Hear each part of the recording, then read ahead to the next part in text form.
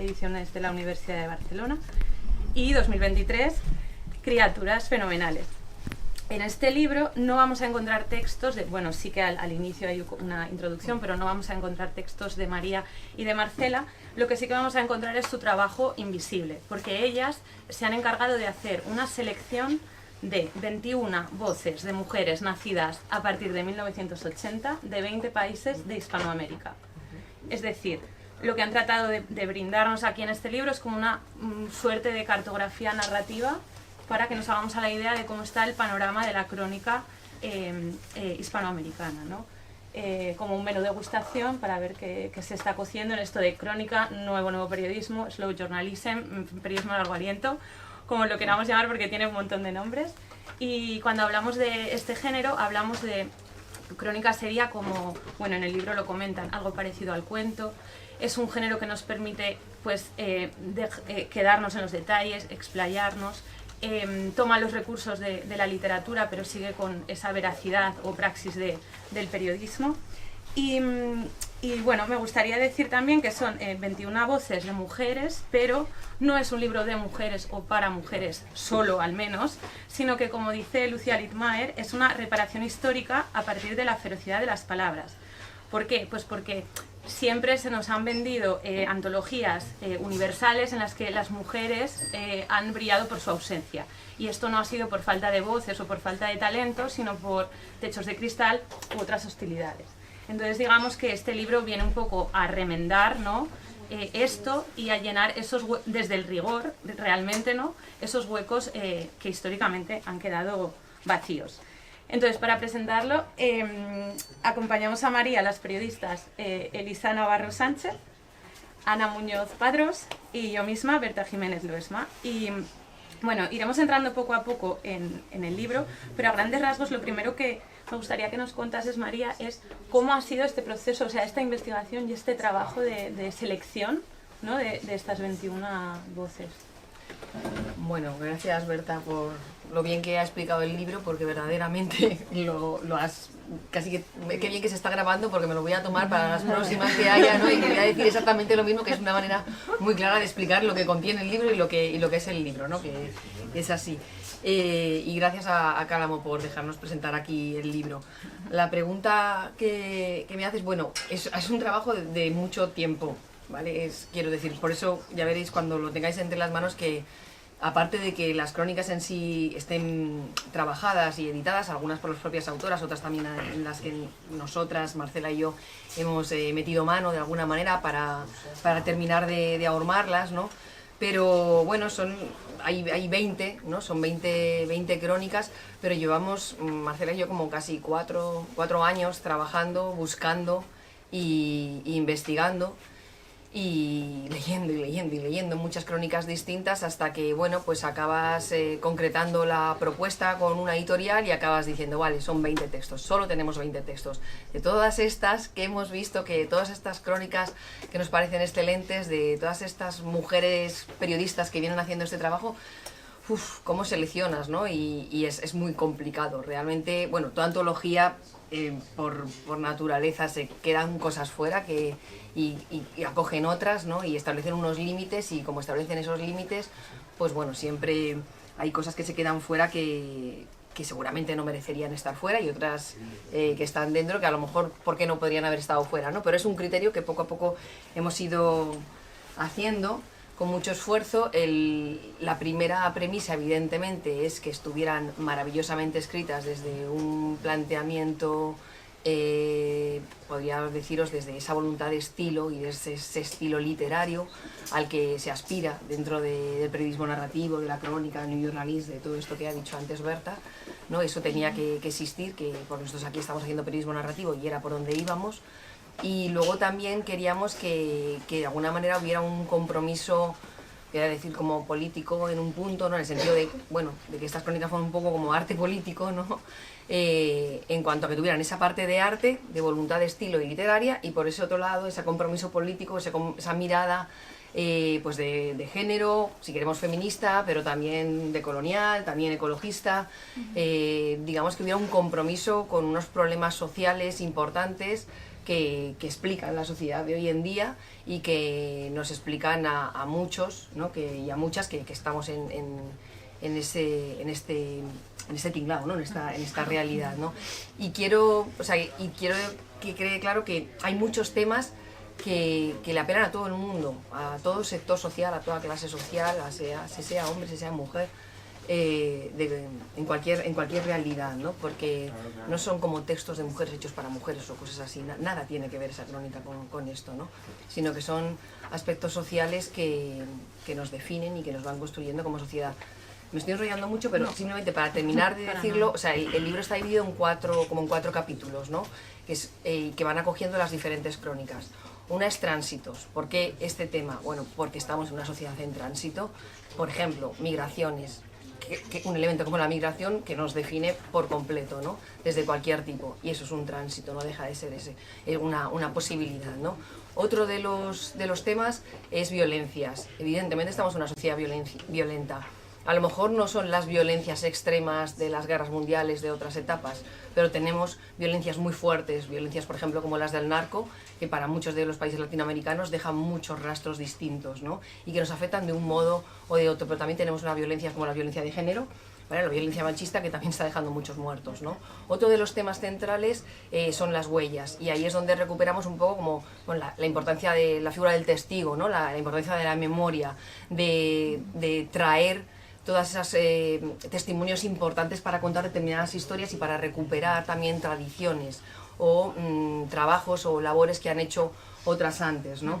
Y el cuarto de los elementos potenciales que, digamos, divide este texto es el de cuerpos, porque, bueno, llevamos mucho tiempo teniendo una narrativa en donde lo corporal es fundamental y sobre todo hay una narrativa de mujeres que ponen el cuerpo en el relato y que verdaderamente queríamos recuperar esa idea, ¿no? De cómo todas estas realidades nos atraviesan el cuerpo y cómo eso se cuenta a través de un relato, ¿no? Y de una crónica.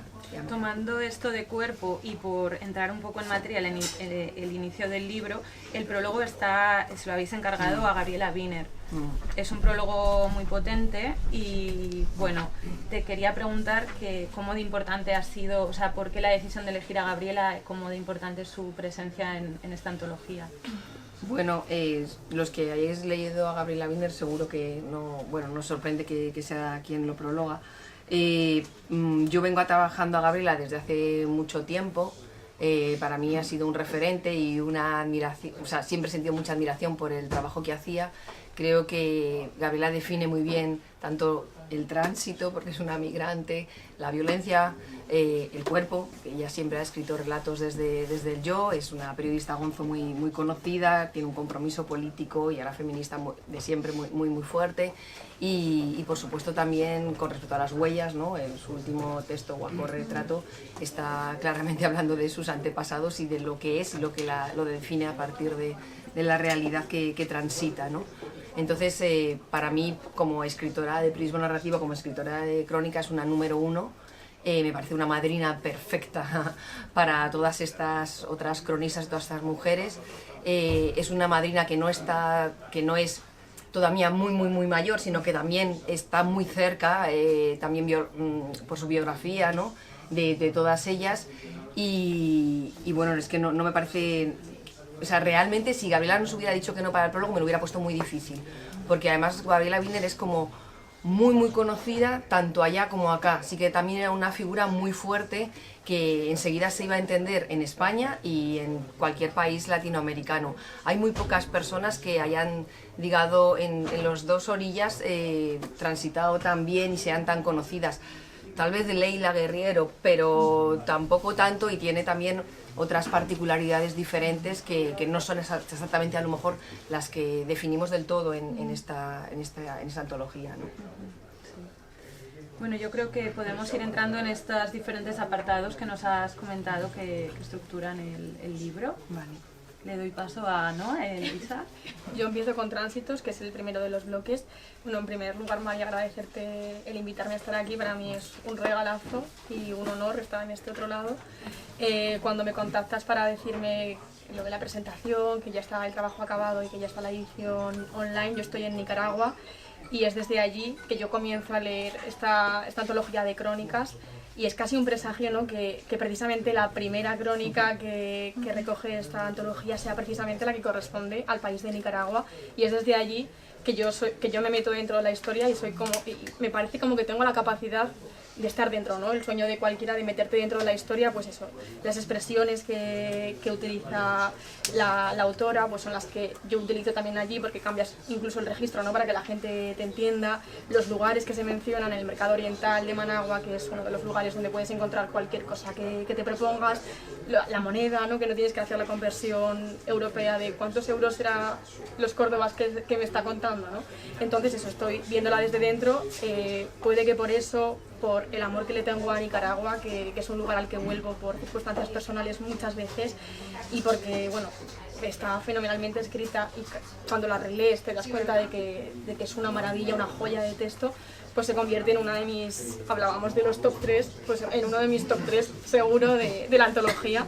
Y como veo que es un trabajo de, o sea, sé que es un trabajo de años este trabajo, y sé que nada lo habéis dejado al azar, y menos una cosa tan importante como con qué empezar, me gustaría preguntarte por qué habéis elegido Las vidas de la caimana, que cuenta la historia de la primera mujer trans nicaragüense, como apertura, ¿no? de este libro, de este trabajo.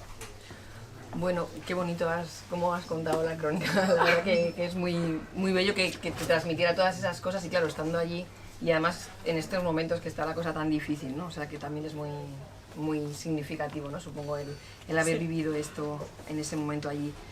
Bueno, pues nosotros iniciamos en parte con La Caimana porque, bueno, teníamos muy claro que si hay algo poderoso también en Criaturas Fenomenales, es que estas criaturas fenomenales son tanto sujetos como objetos, ¿no? Que forman parte de las crónicas, son tanto las cronistas que las llevan adelante como muchas de las historias de vida de las personas que cuentan, ¿no? Dentro de estos textos, ¿no? De hecho aquí me rodean 3 criaturas fenomenales también, ¿no? Y bueno, pues la historia de La Caimana es bestial, es un texto poderoso, es una historia de vida muy fuerte, es una mujer trans, pero como quiero decir que está luchando contra viento y marea, pero siempre con buen ánimo, siempre sacando todo adelante. Por todos los lados es un personaje muy controvertido, no es que queramos específicamente ser La Caimana, es un personaje muy duro y bastante agresivo en muchas parcelas, pero te enamora, ¿no? Te enamora porque tiene mucha fuerza el texto y mucha fuerza ella. Y queríamos abrir con una mujer muy poderosa y cerrarlo también con otra historia de mujer muy fuerte y muy poderosa, como es el caso de la crónica de una cazadora de Facebook, que es un personajazo también muy divertido y muy loco, que es con el que cierra, que es de la chilena Arelis Uribe, y esa era un poco una idea. Bueno, estas dos, ¿no? Que de alguna manera se abra con una mujer fuerte y se cierre también con otra mujer fuerte por otras características y circunstancias, ¿no? Otra de las joyas, sin duda, de esta... Bueno, es que hablamos de joyas y muchos textos pues te transmiten eso, ¿no? Que son textos como imprescindibles y, bueno, que es una delicia leer. Es el de la española June Fernández, con el disfraz del Che, pues eso, que para mí también está hasta ahí, ¿no? Entre para mí los mejores. Que cuenta la historia de Irina, una mujer todoterreno, ¿no? Y con una infancia ya marcada por la enfermedad y por ese presagio de que moriría joven. Entonces, pues eso, y luego, pues entre toda esa violencia que vive, bueno, un montón de cosas, ¿no? Que es que le pasa de todo a la pobre, pues es la figura del Che como ese héroe que, por lo menos, aunque sea psicológicamente, le ayuda, es como una especie de salvavidas, ¿no? Y una referencia también a la que seguir. Entonces sí que hay una frase que me gusta mucho y me parece que resume un poco esa fortaleza interior que me gustaría leer. Le daba terror la idea de quedarse postrada en una cama y ese miedo la animó a irse a una Nicaragua en guerra. Sentí que me iba a morir, es más, me quería morir. Y entonces morir en una circunstancia de lucha como el Che era más romántico, que me den un balazo para tener un pretexto. Y entonces así, en silla de ruedas, se va a esa Nicaragua en guerra, ¿no? Sí que me gustaría preguntarte, bueno, si quieres comentar algo de la crónica que no me daba cuenta que había tanta Nicaragua, ¿eh? Sí, la verdad, fueron los 2 primeros y digo, wow, ¿esto es todo de Nicaragua o me lo parece a mí? Por eso le he dicho que venga a presentarlo. Bueno, eso, supongo que con June Fernández habéis tenido muchas dudas de qué texto elegir porque tiene bueno, todos son buenos, pero ¿por qué el disfraz del Che para esta Mira, antología? no es de las que me ha costado, o sea, cuando pensamos Marcela y yo en hacer esta antología, ya os digo que hace como casi 5 años, un montón, y que luego se ha ido cuajando, casi que te diría que yo había leído Ingobernables y dije, yo a Yune quiero que la conozcan en Latinoamérica, o sea, sabía que esta antología tenía que tener a Yune, o sea, lo tenía clarísimo. Luego había más digamos, mujeres de aquí que podían ser, ¿no? Pero algo de Ingobernables seguro. Y es que sí, la Caimana es fuerte, Irina, todo lo que le pasa a Irina, en realidad, en Irina es de esos textos, de esos perfiles, que los vas leyendo y dices, esto no es verdad. Es imposible que a una persona le pasen tantas cosas. O sea, no puede ser que le pasen tantas desgracias, que tenga algo de la enfermedad, que luego el cambio de género, que se tenga que divorciar, que luego se quiera volver a casar con la misma mujer de la que se divorcia ahora ya siendo mujer, y todo lo que tiene que pasar. Es un personaje también que dices, esto se lo ha inventado. O sea, realmente esto, si no supieras que es periodismo, esto lo ves narrado y dices que no, hombre, que no, qué bonita esta película, ¿no? Qué bonita esta historia. Y sí, tenía muy claro, no tenía dudas de que me gustaba este. Dentro de Ingobernables era uno de los más poderosos, y también me parecía o sea, me parece que Yune aquí trabaja sin apropiarse nada de las, quiero decir, de las vidas de los otros de mala manera, y sobre todo es una mirada tan decolonializada y también muy estructurada que tiene fuerza por sí misma. Hay también un pozo en este texto que por un lado lo veo bonito, que es como un punto como de una pérdida, o sea, todavía no hay una pérdida hay como una confianza en ciertos ideales latinoamericanos que son difíciles ya de sostener, y entonces es como que eso también me gusta, ¿no? Esa idea del Che, como ese personaje un poco de fondo, que por otro lado, cuánto le ha hecho mal a esta figura, ¿no? Que ella va contando y se va contando, pero bueno, cuánto de ese ideal un poco en un momento dado te sirve para creerte el mundo, aunque luego te decepcione también el mundo. Ya para cerrar con este bloque, bueno, Tránsitos, y cada uno de los bloques a mí personalmente me transmitía una emoción, ¿no? A medida que lo iba contando. Para mí Tránsitos ha sido el viajar a través de la palabra y de otras miradas, o sea, como la capacidad de, como periodista a veces dices, ¿qué cuento, no? Ahora de qué escribo. Pero es como aprender diferentes formas de contar desde diferentes perspectivas, y cómo eso te permite viajar como lector, ¿no?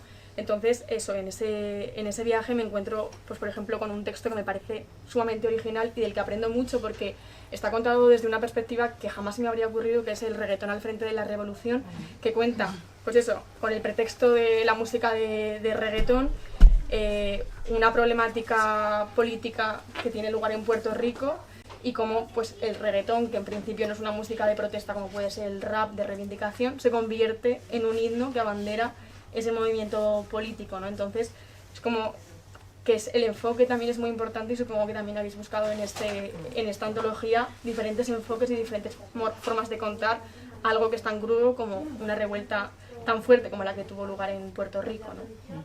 Sí, bueno, hay textos que en un punto, este es uno de los más claros, ¿no? En un punto contar Puerto Rico, ¿no? Y creo que de Puerto Rico, por lo menos desde acá, ¿qué sabemos? El reggaetón. Básicamente es una exageración, pero que define muy bien, ¿no? Esa mezcla, ese estilo, esos cuerpos libres, y por otro lado también tan marcados, ¿no? Y tan en tránsito, ¿no? Y nos parecía que Ana Teresa Toro o sea, hablaba de su nación, de su nacionalidad, de su identidad perfectamente a través de esa música, y queríamos también que hubiera, bueno, pues como música, ¿no? Dentro de los relatos, y que se expliquen los territorios. Lo que has dicho está muy bien, pero bueno, es que estos tipos de textos son viajes a distintos territorios, y si te dejas llevar por ellos, pues te empapan las palabras, las letras, y en este caso también las músicas, ¿no? Que está bien. Pues pasamos al cuerpo. O sea, me ha gustado mucho que hubiera una sección que se llamara Así Cuerpos, porque creo que se sigue sin hablar, sin nombrar mucho el cuerpo, lo seguimos evitando, tanto de manera literal como figurada. Es algo que sigue incomodando. Creo que no importa en cualquier lugar del mundo, o sea, no va por ahí, no va por un tema de cultural, sino que es algo que siempre incomoda. Entonces, o sea, me ha gustado mucho que hubiera una sección en que fuera eso lo que lo atravesara. En esta sección, bueno, que lo hablábamos antes, o sea, no son solo, o sea, como yo lo he leído, no son solo las autoras y las protagonistas que ponen el cuerpo, son también cuerpos que existen en una casa, casi todas las crónicas, casi exceptuando una, casas que a veces las contienen, pero que a veces también las aprisionan, y en esas casas y en esos cuerpos transcurren las historias. Las historias, bueno, desde la vida rural, la salud mental, los derechos de las trabajadoras. Hay también algo que me gusta, bueno, la salud, otro tipo de salud, de problemas de la salud. Una crónica en la que estamos también hablando algo antes es de cómo empieza por algo en principio, o bueno, que podemos considerar banal como es el pelo, y cómo traza hasta describir toda la historia de un país y toda una economía que se estructura sobre el racismo. Entonces el texto es precioso, o sea, el cómo hila eso y cómo de la nada estás aprendiendo la historia, la economía de un país del que yo particularmente no sabía nada. Y me hacía también pensar en que la crónica a veces es eso, es empezar por una anécdota, por algo en principio banal, y que te sirve para explorar un tema y llegar a un punto. Y que en ese sentido es muy diferente a la noticia del cotidiano, en el que ya tienes una idea y todas las anécdotas, todas las luces sirven para sustentar esa idea que en cierto modo ya está preconcebida. Que bueno, decimos sí, la noticia, dos puntos de vista, se balanza, pero en verdad no, o sea, en verdad ya sueles tener la idea, ya te ha llegado el teletipo, ya te ha llegado la nota de prensa y ya sabes más o menos cómo va a funcionar y lo que vas a coger para estructurarlo, y la crónica no, o bueno, muchas veces no, sino que más bien partes de un punto y la historia te lleva. Entonces, bueno, pues que eso me ha llamado la atención y que me ha parecido muy, muy bonito. Quería hacer como pregunta, también porque lo estábamos hablando antes, el detenernos un momento en la crónica, cómo vi morir a mi padre y a mi hermana de SIDA, porque nos había llamado mucho la atención la estructura, que es una estructura que rompe mucho con la estructura de la crónica, es una estructura coral que tiene mucho que ver mucho más del teatro y la poesía, nos decías, y en el que también hay una similitud desde mi punto de vista con el cuerpo, ¿no? O sea, vemos también, o sea, en el mundo de la crónica, que en principio es disruptivo al mundo de la noticia, también hay estructuras y también hay crónicas que se repiten y bueno, o sea, como un cuerpo ya más conocido. Y esta es también una estructura que rompe, como rompen otros cuerpos que no vemos, que no aparecen, etc. Entonces, bueno, pues si nos podías contar un poco cómo fue, cómo encontrasteis esta crónica, cómo la trabajasteis, si también fue por un tema por la perspectiva de la estructura que os llamó la atención, y bueno, cómo fue un poco ese trabajo ahí detrás. Gracias, Ana. Bueno, las dos que has reseñado, la primera, la de Irlanda Sotillo, la de Panamá con el tema de lo del pelo, a mí me parece que igual que con la del reggaetón definía muy bien la circunstancia de Puerto Rico, en este caso con lo de Panamá, que también lo podemos llevar a otros territorios, pero se definía muy bien, ¿no? Se llama el imperio del falso lacio, ¿no? En el sentido de, por ejemplo, yo he ido a la peluquería y me lo he puesto así lisito, ¿no? Pero quiero decir que esto es como occidental y cristiano, pero lo normal es como el rizo, el alboroto, lo fosco, ¿no? Y entonces es como ese empeño por ponernos todas con el pelo liso y demás, ¿no? Así va como muy perfecto, ¿no? Y muy, muy delineado. Entonces, a partir de esa anécdota, ¿no? De que ahí en Panamá lo normal es tener el pelo fosco o el pelo más rizado, ¿no? Y cómo las mujeres constantemente yendo a la peluquería para dejárselo así liso, y a partir de ahí explicar el mundo, ¿no? Del mundo de la peluquería, que también sirve para explicar ese territorio, ¿no? Y nos parecía como que había dado muy bien en eso que tú decías, ¿no? En esa parte por el todo, ¿no? Para poder explicarlo. Y la otra que señalas, bueno, es que ya es un poco lo que has dicho, es la de Dunia Orellana, ¿no? Es una crónica durísima, ¿vale? Porque está contando que su padre y su hermano han muerto de SIDA, o sea que no tiene... es de las más duras que recoge este trabajo. Y supongo, como hablándolo con ella, digamos que es de los textos que más difícilmente se sostienen como periodismo, en el sentido de que es una experiencia muy personal y que en sí la forma de construir el texto y el relato pues se asemejan más a la poesía o desde luego a un teatro poético, algo así, ¿no? Y ella un poco como que en un punto es desde donde pudo acercarse a ese dolor, ¿no? A cómo sentía eso, ¿no? Es una periodista de investigación, quiero decir que sabe perfectamente cómo meterse en un trabajo de documentación y de recoger fuentes y de investigarlas, pero aquí casi era algo un poco como más catártico, que le atravesaba el alma, el cuerpo y todo, y por eso está en Cuerpos, y por eso también queríamos, como tú señalabas, un poco un relato más disruptivo con todo, y que también apostara por honrar a estas dos personas a través de su hija, ¿no? y de su hermana, ¿no? Que nos parecía bonito. No sé cómo vamos de tiempo. O sea, leyendo también Cuerpos, también pensaba en Gabriela Wiener, obviamente, y también en Nelly Bly, que también la conoces muy bien, y quería preguntarte un poco, o sea, ¿cómo ves, cómo estamos poniendo hoy el cuerpo en la crónica? Una pregunta muy concreta, muy precisa, o sea, desde Nelly Bly, Gabriela Wiener, ahora la antología, o sea, esas maneras de poner el cuerpo, ¿qué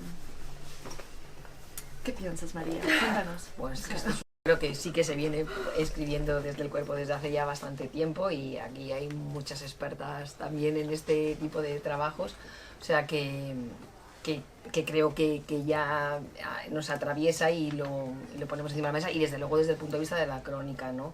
Hay muchos factores distintos. No sé, quizá uno de los más reseñables en los últimos tiempos sea el tratamiento de la enfermedad como algo que no tan reservado a un registro muy personal, más personal, sino también más público, y como, bueno, pues como somos cuerpos enfermos y convivimos con las enfermedades y convivimos con las drogas que nos ayudan a que no nos duelan las cosas, y convivimos con los médicos y con las arrugas y con todos los problemas que el cuerpo es achaques, que el cuerpo no es una cosa pulcra, ¿no? Y como también todo lo que nos pasa en el cuerpo. O sea, no hay manera de que cualquier cosa, tanto buena como mala, no deje un registro en tu cuerpo. Y luego hay gente que se tatúa el cuerpo, que se cambia el cuerpo, que juega con el cuerpo y que se libera con el cuerpo, y es maravilloso, y se cuenta y se relata, y creo que cada vez más. Entonces creo que desde todas las posibilidades digamos literarias en un sentido muy amplio, y también desde la crónica y desde el periodismo, creo que sí, cada vez más. Evidentemente sigue habiendo tabúes y demás, pero creo que sí que en ese ámbito creo que se están haciendo muchas cosas muy, muy maravillosas. Bueno, seguiremos poniendo el cuerpo entonces. Bueno, te paso de nuevo. Me tocaba violencia. Hablaba antes un poco de la sensación que me dejaba cada uno de los bloques, ¿no? Violencias está claro que es el bloque más crudo, el más explícito, y el que a mí, sinceramente, así de primeras, más miedo me daba leer, porque soy de las que evito pues cualquier contenido de violencia en todo lo que consumo, ¿no? En películas, libros, e incluso pues eso, que no, pues en carretera, cuando hay algo que pasa, yo nunca miro y no tengo esa curiosidad, porque evito como cualquier tipo de cosa que me pueda dejar en la memoria, esa memoria de violencia, ¿no? Entonces aquí se reúnen ya de entrada pues títulos tan impactantes como Agáchate, puja y tose, Atravesé el puente en el que matarán a mi padre, o Mi secuestro. Y en este último me gustaría detenerme, porque sí que pues esta crónica de Luisa Salomón relata en primera persona una experiencia tan dramática, tan brutal, y esa sangre fría, ¿no? Para contar algo que realmente marca un antes y un después en su vida para siempre y, vamos, por mucho tiempo que pase, ¿no? Sí que me gustaría preguntarte si has tenido la oportunidad de hablar con ella un poco de cómo fue ese proceso de escribir y cómo fue también para ti el encontrarte con este trabajo. Bueno, este es un texto que me encontré con él buscando, ¿no? Pero así como un poco por sorpresa, y además es un poco lo que voy a contar con el dramón que cuenta y con lo que cuenta en esa historia, pero realmente la contacté por Twitter y le dije, oye, tú eres Luisa La Sombra, la que has escrito de mi secuestro. Y me dijo, sí, sí, soy yo, ¿sabes? Pero como muy jovial todo, ¿no? Y entonces era como de, como preguntarle a alguien por una cosa tan bestia después de haber pasado un secuestro, de que vas siguiéndola. Es que no quiero contar nada porque en esto sí que es muy interesante porque todo el rato estás con el... como ahí, ¿qué va a pasar? Ahí, ¿qué va a pasar? O sea, como pasándolo muy mal, ¿no? Y está muy bien contado porque es prácticamente una película. Total. Que se bajan del coche, que empiezan a correr, que luego les encuentran, que luego no sé qué, que luego ya les meten en un sitio, que empiezan a llamar a gente, que tienen que ir un familiar a ver si puede pagar algo, que el familiar no llega, que si las luces... Es espectacular esa crónica. O sea, me parece que es un relato que se puede hacer una película o un corto ya mismo. O sea, es muy, muy bestia y muy interesante, ¿no? Y bueno, pues ella es una superviviente de esas circunstancias y bueno, teniendo en cuenta la cantidad de... bueno, que el secuestro es una realidad en Latinoamérica, en distintos países, creíamos que también era importante que eso, bueno, que quedara, bueno, este testimonio que quedara aquí, ¿no? en el libro. Y es una de las historias más fuertes, ¿no? Un poco en la misma línea está El agáchate, puja y tose de Mónica Baró, que también relata en primera persona su detención durante 48 horas por parte de la policía cubana por simplemente ejercer la profesión periodística, ¿no? Al relatar, pues eso, al cubrir un huracán que estaba pasando por Cuba, la detienen y también, pues eso, la vulnerabilidad a la que se somete y también la diferencia que ella relata por el hecho de ser mujer, pues a lo que se le somete extra, que sus compañeros varones en ese momento pues no padecen, ¿no? Y también he destacado una frase que me gusta mucho y que luego quiero comentar contigo. Me trataron como una enemiga de mi país y por un tiempo me creí que eso era cierto. Hoy estoy convencida de que no hay más enemigos de Cuba que quienes restringen los derechos civiles y políticos de sus ciudadanos. Pero convencerme de esto me tomó tiempo. De hecho, nunca antes, hasta ahora, había intentado escribir mi vivencia. Y esto me gustó mucho porque a veces ese es el recurso de la escritura que se utiliza un poco para salvar, ¿no? Para equilibrar algo que está ahí y que tienes que reparar dentro de ti, que la escritura es como esa herramienta que te sirve para sacarlo todo y sentirte mejor contigo misma dentro de que es una experiencia que te cambia la vida para siempre, ¿no? Y es un poco eso que creo que también se repite en varias historias, en varias crónicas y que esta es una de ellas, ¿no? Bueno, es que, claro, la sección de violencia va muy por ahí, ¿no? Y a mí me pasa un poco como a ti, ¿eh? Yo no soy de las que miro cuando hay un accidente, o sea, que yo no lo llevo bien. De hecho, cada vez que me tocaba otra vez volverme a leer las crónicas de violencia, digo, jo, a ver si pasamos ya esto y ya queda todo esto editado, porque no tengo muchas ganas de volver a pasar por este suplicio, porque son textos muy fuertes, pero hacen daño, o sea, realmente hacen daño. A mí de la de Mónica realmente lo que más me llama la atención es cómo ella misma se interroga, ¿no? Porque claro, ella, digamos, siendo una periodista guerrera y echada para adelante y demás, ¿no? Cuando llega el momento de la detención y le dicen que se desnude y, bueno, y todas las humillaciones que se producen en ese momento, cede, se deja, o sea, quiero decir, como que no... Y entonces en el texto se pregunta constantemente, pero ¿yo por qué me puse en ese lugar, no? ¿Por qué no protesté si siempre protesto? ¿Por qué me quité la ropa? ¿Por qué lo hice con tanta...? Y bueno, pues como que considera que es el que le tocaba por condición como tal, porque estaba educada, en un punto está educada de esa manera, y como eres mujer y tal, pues te toca y ya está, y entonces pues nada, me desnudo, ¿qué vamos a hacer? O sea, como que estaba dentro de ella el mal, en un punto por todo el proceso educativo recibido durante tanto tiempo, ¿no? Y eso hay un momento que lo dice más o menos así y que a mí me parece muy bestia, ¿no? Como bueno, no se está culpabilizando, en realidad hace una reflexión sobre qué es lo que tengo yo dentro para que yo me coloque en este sitio en donde me pueden agredir de esta manera y no haga nada, ¿no? en esa realidad hasta que salgo, ¿no? Entonces eso es en muy ese interesante. sentido también pienso que como que puede ser una estrategia involuntaria, ¿no? Porque en una situación así probablemente lo mejor que puedas hacer sea no hacer nada porque lo otro va a salir mucho peor, ¿no? Entonces Sí, que esto se lo estoy diciendo a la autora, ¿eh? Ya, Pero eso quiero decir, ella, lo que dice en el texto no es eso, pero sí, exacto, puede ser. Como que, que va a hacer. Sí, que mejor no. Pero bueno, ahí estaban también sus compañeros, o sea, no sé, como que... Claro. Sí, es algo que le violenta. A ella ¿no? lo que cuenta es eso, no que puede ser también eso otro, pero lo que cuenta es eso. Claro, sí. O sea, su verdad es otra. Puede ser eso, también. Se podemos preguntar. Y ya para cerrar este bloque, también a mí pues lo que hablábamos, ¿no? Que a veces que te mueve de un texto, pues a lo mejor también tiene mucho que ver con cuestiones personales que tú has vivido pues, recientemente o no tan recientemente, ¿no?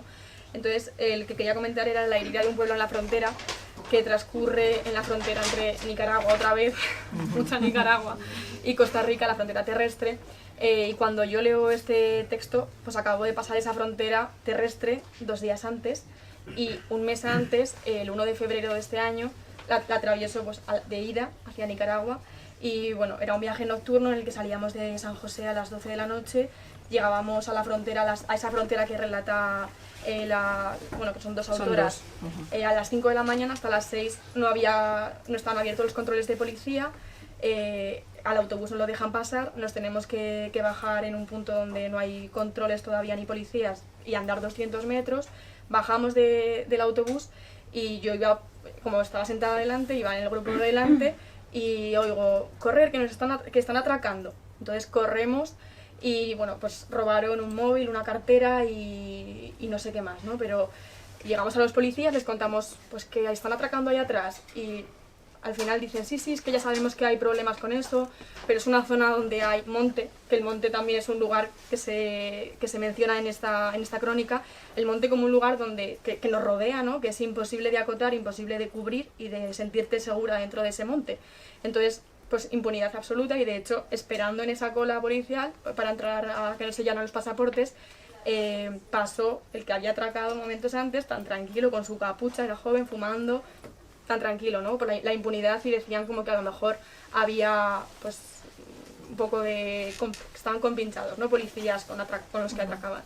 Entonces, en ese contexto de inseguridad es donde se desarrolla esta crónica y leerla fue como que, pues te pones en ese lugar, ¿no? En ese lugar donde tú hace unos días, pues, por poco te pasa algo y no te pasa nada porque, bueno, pues porque al final o se tiene suerte o...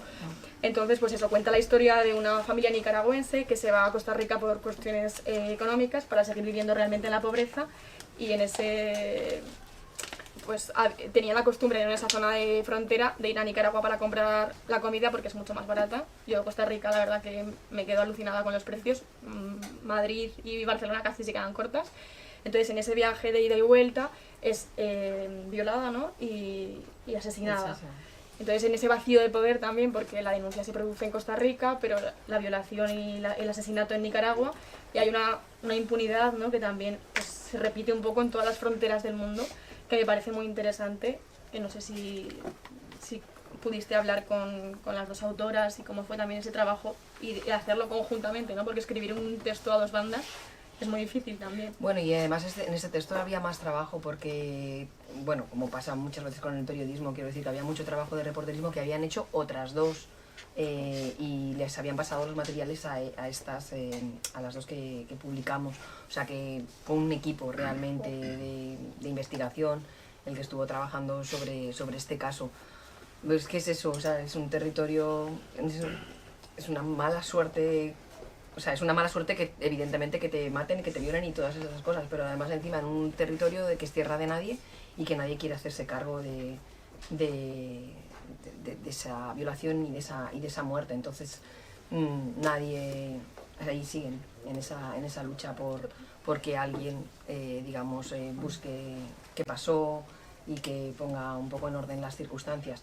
Pero sí, es tristísima, la verdad es que creo que es muy triste esa historia porque no hay salida y porque no la va a ver. De todas maneras, tal y como lo has contado, es que tú haces la crónica de la crónica, o sea, es buenísimo, ¿eh? O sea, quiero decir, menos mal que no la habías leído antes de pasar, porque yo me quiero morir, o sea, si me he leído esto antes y encima estoy en ese territorio y pasa que me tengo que bajar del autobús y encima que tengo que empezar a correr y me muero, o sea, que mejor que lo hayas leído después, que dentro de la incertidumbre no venías ya como con el territorio fabulado en la cabeza.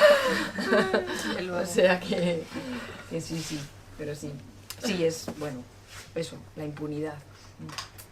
absolutamente. Muy bien. Bueno, pues el último bloque, que son huellas. O sea, en huellas encontramos aquellas dejadas por la historia y por los territorios. Están las huellas de una ciudad satélite, que es una ciudad fortaleza al norte de Buenos Aires, y las mujeres que limpian las casas de esta ciudad, otra vez la casa. Y la historia también de ese movimiento, esa organización, de ese movimiento feminista que está surgiendo en ese momento. Está la historia de un bosque y de los guardianes que lo protegen, la historia de ese camino, que es un ritual que realizan cada año. Está también la historia de mujeres artesanas que tejen con los recursos naturales. Creo que esta es en la sección, bueno, de las dos en las que estaba más centrada, en la que encontraba más el tema de los recursos naturales y la preocupación por el medio ambiente. Hay también una casi enciclopedia de dioses del vudú dominicanos. Y finalmente las huellas de una mujer en internet, que no son las huellas de un selfie ni de un vídeo en TikTok, son unas huellas bueno, que se insertan en la economía doméstica, por decirlo de alguna manera, y que es la crónica que mencionábamos antes de la cazadora de Facebook, que para mí es una de las más divertidas y bueno, pues una gran manera de cerrar el libro. Son también, o sea, son historias y territorios, y son las huellas de historias y territorios que suceden en los márgenes. Que no, son márgenes que muchas veces no están alejados del centro, pero bueno, o sea, que muchas veces no vemos porque hay todo un sistema que se empeña en que no lo veamos. Entonces te quería preguntar otra pregunta muy concreta y muy sencilla, parecía la de antes, que bueno, o sea, en esta investigación que lleváis tanto tiempo haciendo, y también, bueno, con toda la investigación que llevas haciendo tantos años antes, ¿qué márgenes se están poniendo ahora bajo la luz? ¿Qué márgenes se están ahora contando que hace pues, X años no se contaban tanto? Bueno, un poco la sección esta de la que estás hablando, ese asunto que has citado de, digamos, que haya un elemento, digamos, que tengan un empeño ecologista de base, ¿no? Y de cuidar el territorio y el entorno desde distintas posturas y maneras, creo que es algo que ahora se está contando bastante. Y se está viendo mucho también la labor de las mujeres en ese cuidado de estos espacios, ¿no? Como han permitido también que se mantengan tradiciones que sí son buenas, que nos dan sentido, rituales que nos hacen mejores y que seguimos necesitando.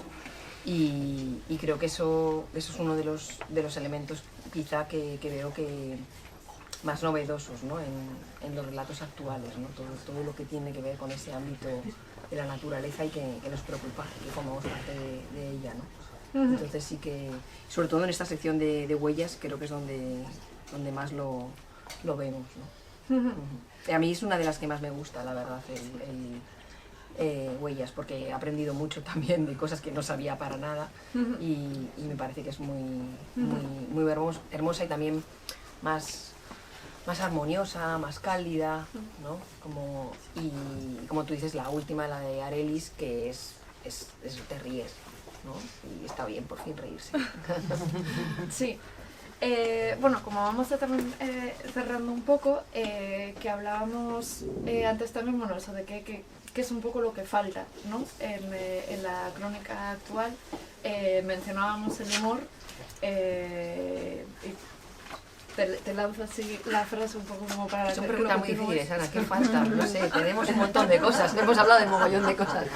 Faltar, seguro que faltan cosas, pero... Y además es que esos son temas, o sea, quiero decir, si hay algo difícil es encontrar un tema y luego ya ponte manos a la obra, pero encontrar un tema que no se haya contado es complicado, ¿no?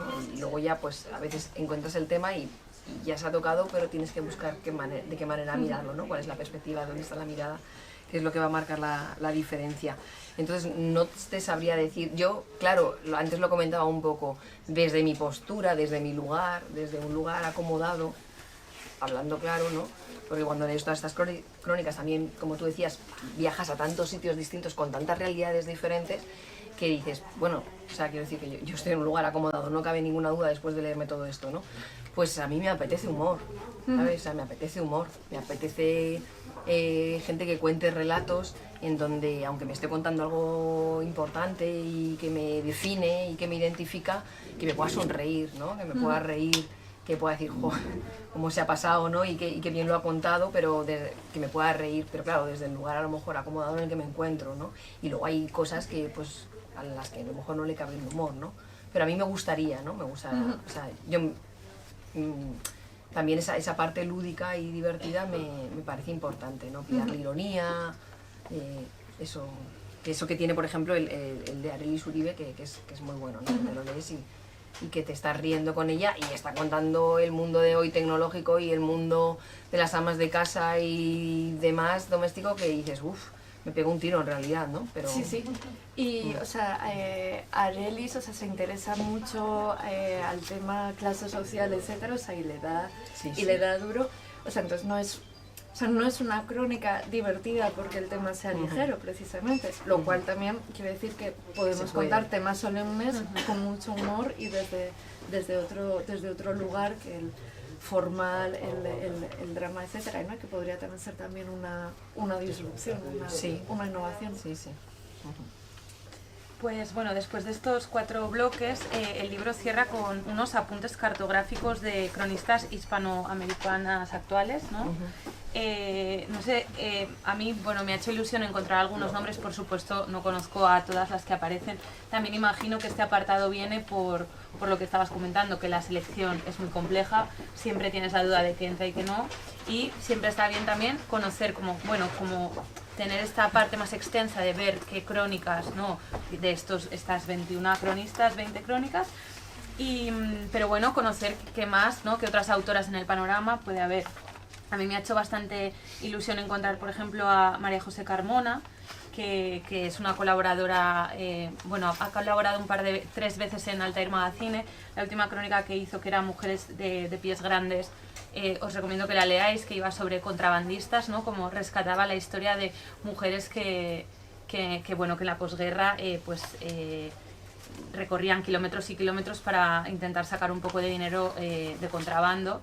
También contaba pues cómo todas esas mujeres juntas andando todos esos kilómetros de noche pues podían hablar de cosas que igual en la vida cotidiana no hacían, como y una forma de superar haberse quedado viudas en la guerra y otra serie de cuestiones, ¿no? También me gusta mucho, por ejemplo, Caterina Morbiato, que ella es italiana pero reside en México y suele tratar bastante temas de derechos humanos y dignidad, ¿no? Desde el tema de trabajos basura, ¿no? Denuncia de trabajos basuras, temas de violencia machista.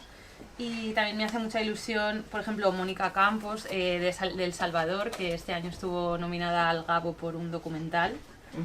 Y bueno, que está bien, ¿no? Para como acabar este libro, si te quedas con ganas de más, pues tienes como unas cuantas páginas para seguir explorando.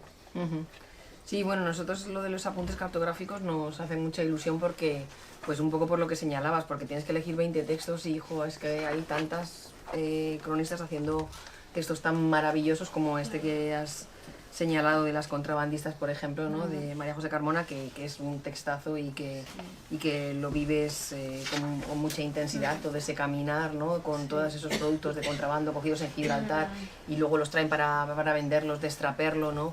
Y evidentemente también la conciencia de ellas como malas mujeres, por decirlo fácil, sí. ¿Vale? Del resto de la sociedad, ¿no? Pero como en un punto son más libres y pueden bailar y pueden, no sé, está contado muy hermoso y también con esos bailes, con esos cantes, con esos encuentros entre ellas y esas charlas, está muy bonita. Pero sí, era muy importante que existieran, este último listado donde también recogemos una crónica de cada una de las cronistas, porque podrían hacerse antologías y antologías y antologías de 20 de estas, ¿no? Y seguiríamos. Y bueno, y es aquí donde se encuentra Berta, donde se encuentra Lisa, donde se encuentra Ana, ¿no? Que son parte de esos apuntes cartográficos y cada una de ellas con una crónica pues excelente, que evidentemente, como digo, podrían formar parte de la antología, ¿no? Pero teníamos que elegir a una de España, y estas 3 son de España, incluso de Zaragoza. Así que, como solo cabía una, se quedó Yune. Pero podría, evidentemente, haber estado cualquiera de ellas con las crónicas que presentan, porque vienen haciendo un trabajo maravilloso.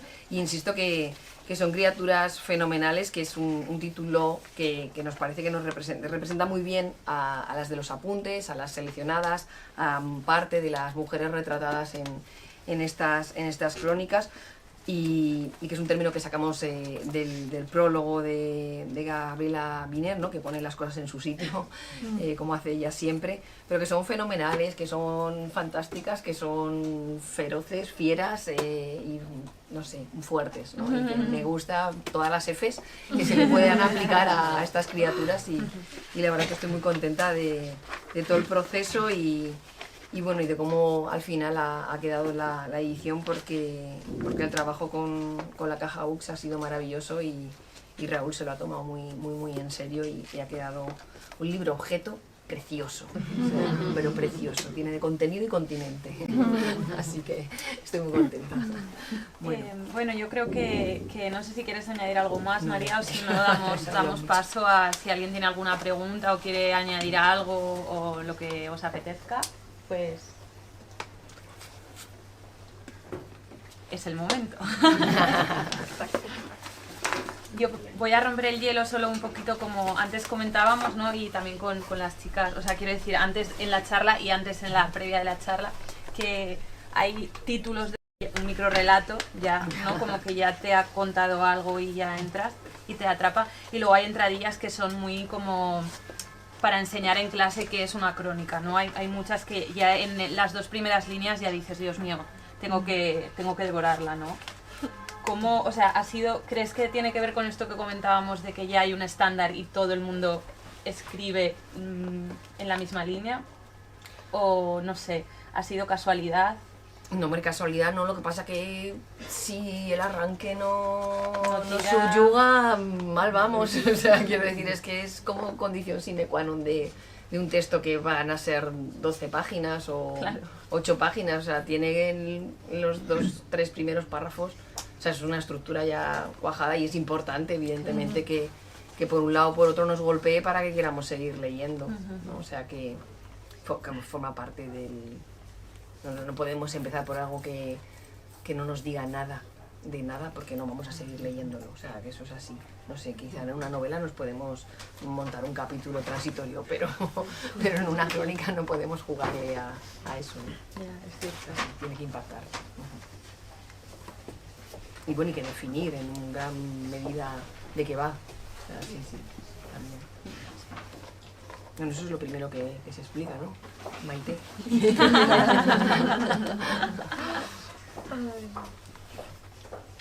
¿Algún comentario? Mira, venga. Bueno, yo quería preguntarle sobre el término que introduce Gaby Viner de cronista-splaining, que no sé si es la primera que lo menciona como concepto, viene el mansplaining, y quería preguntarles qué sintieron cuando leyeron ese concepto, que creo que es la primera que lo menciona, y que si pueden encontrar algún caso que hayan sufrido cronista-splaining también.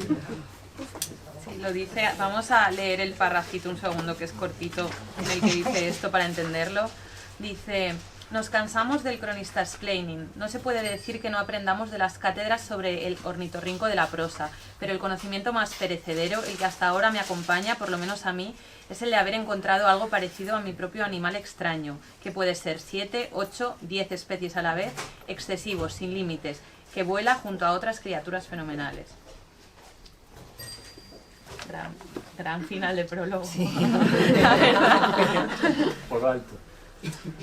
Pues... no sé si quieren comentar algo, si han sufrido cronista-splaining, digo, ¿cómo lo han vivido ustedes que son los 4 cronistas? No los sé hombres si nos cuentan cosas, eso sí. ya también quiero decir, nos explican el mundo, no. Bueno, pues eso también existe entre los periodistas y entre los cronistas, ¿no? Yo me viene a la mente, cuando empezamos Malquerida, que es una revista digital en el que publicábamos, era todo crónica escrita por mujeres, En la primera semana, en las primeras 2 semanas después de sacar la web, recibimos un montón de mensajes privados dándonos consejos de cómo debíamos mejorar eso. En concreto uno que nos decía que, claro, que es que los colores eran tan brillantes y chocaban que por qué no, o sea, creo que nos mandó un par de links y una paleta de colores. Un Pantone. De cómo hacerlo más amigable al ojo. Bueno, o sea, pues cosas Eran todos hombres estos. Estos eran todos hombres. O sea, teníamos también feedback y crítica de mujeres, pero no era explaining, o sea, era otra cosa. Y sucedió sobre todo, o sea, mientras te iba escuchando ha sido la primera anécdota, el primer caso que me ha venido a la mente, porque era, o sea, es que, en fin, era como sin filtro, o sea, directamente eso, o sea, enviándonos, no sé si fue un Pantone, fue un link, pero, o sea, tal cual, o sea, no, sin esconderse. Y al principio nos ocurrió bastante, luego ya nos empezaron a tomar un poco en serio y se calmó. Y luego vino más como de, qué bien lo hacéis todo, jo, sois estupendas, estoy leyendo mucho sobre feminismo, que al final es como un poco la otra cara de la moneda. Y claro. Sí, o sea, vino al final un poco... No lo suficiente, ya te lo digo. Exactamente. O sea, entre lo uno y lo otro, pues bueno, pues que te halaguen, ¿no? O sea, si hay que elegir, prefiero el halago que parte de un mal lugar que el que me envía pantones, pero bueno, o sea, pero viene a ser lo mismo. Entonces, sí, o sea, esto sería ahí. O sea, Claro, sí. ¿no tenéis casos, anécdotas? Bueno, yo creo, no sé, alguna vez en alguna charla que alguien a lo mejor interviene y te explica lo que es la crónica y te da ejemplos. Se me ocurre, no sé si tenéis algún... A mí no me viene nada. Te la sabrá, pero... Bueno, voy a comentarte esto, que te hacen cronista explaining, incluso no solo los periodistas, o sea, también los hombres en general, o sea, Aunque de se hecho, diga de otra los cosa. que hablas, ellos también te corrigen, en plan, no, es que me has descrito y así no, y es como, Cari, que no va de eso, ¿sabes? O sea, que la periodista no eres tú. Pero bueno, yo sí que quería comentar porque yo cuando cogí este libro dije, buah, esto para desayunar, cada día una crónica, a disfrutar, no sé qué, ¿sabes? Como, es algo ligerito, tal, y jo, pues es que hay algunas crónicas, no me lo he terminado porque no me ha dado tiempo, pero algunas crónicas te destruyen y es como, bueno, pues ahora el día por delante, o sea, ahora tengo que trabajar con esto. Pero me ha parecido brutal porque hay una variedad además exquisita, o sea, en plan es maravilloso, o sea, que enhorabuena por el libro y bueno, que eso, que es espectacular y bueno, pues sí, o sea, una al día está bien, pero es elegir el día, ¿no? Pues la sección de violencias a lo mejor por la noche, cuando ya te Sí, vayas a igual. Para soñar bonito. Exacto, o sea, para aumentar Sí. para empezar el día. Bueno, pues yo creo que hemos llegado hasta aquí, ¿no? Muy bien. Muchísimas Muchas gracias. gracias.